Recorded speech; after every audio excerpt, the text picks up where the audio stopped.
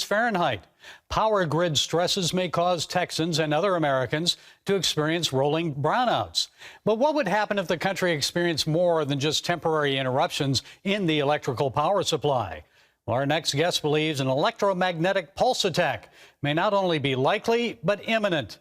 Historian Dr. William Fortune is a New York Times best-selling author and expert on EMPs. His latest novel is 5 Years After, a political thriller about the aftermath of an EMP attack in America. That's out in August. Bill, it's a pleasure to talk with you. So what would an EMP attack on America look like? What would happen?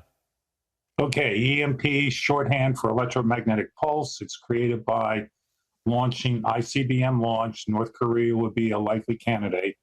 Loft a missile 200 miles above the United States, detonate the nuclear warhead, sets up a cascading electromagnetic effect known as the Compton effect. Hits the Earth's surface, feeds into our electrical wiring, it starts shorting out the entire power grid. If they launch 3 missiles, eastern, central, western United States, it would shut our grid down permanently.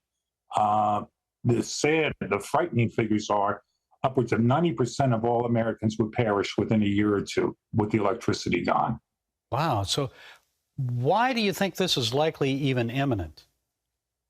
For a lot of different reasons. Sooner or later, somebody's going to try to do this. We've known about this response to nuclear weapons for 40 or more years. North Korea is the one I watch closely, followed by Iran, and then terrorist third states that might obtain a nuclear weapon. It will happen at some point. I'm not saying it's going to happen tomorrow, but at some point it will happen. And that's because you're a historian, you look at military history and the use of weaponry, or what brought you to that conclusion? Well, a weapon system has never been designed without being used.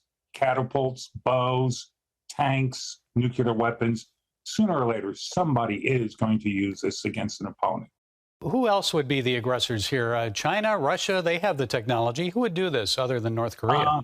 I don't see Russia or China doing it because we would do it back.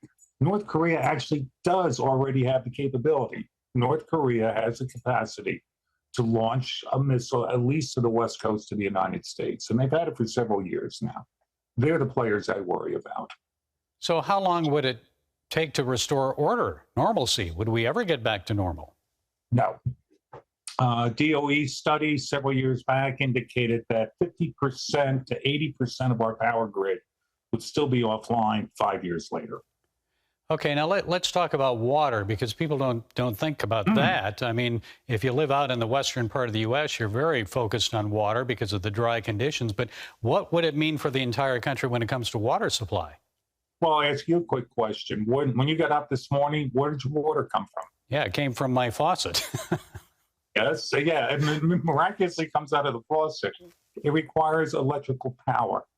Electricity is the fundamental building block of our society. We lose our water, we lose our food. About 20 days food is about the max for most towns.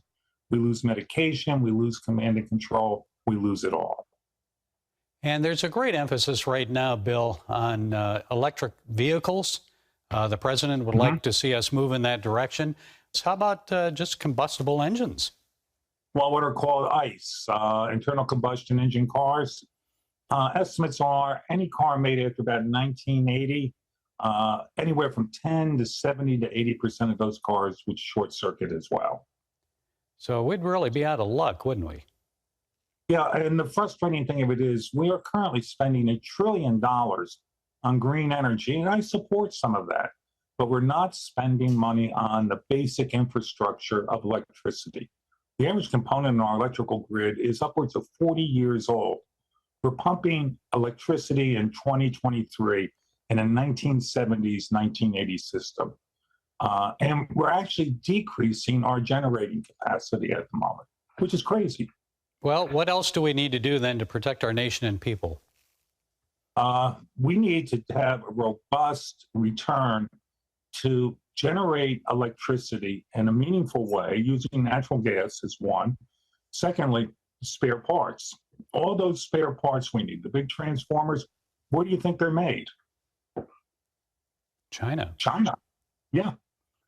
We farmed out all the components of our electrical grid decades ago. That would be like on December 7th, 1941, we had to admit, gee, all our aircraft carriers are made in Japan, our planes are made in Germany. We need a homegrown return of industrialization to support the electrical grid. Okay, the novel is 5 years after, the latest in the series from Dr. William Fortune. Bill, thank you for being with us. We appreciate it. That book's coming out in August, correct? Yes, it is, sir. Okay, God bless.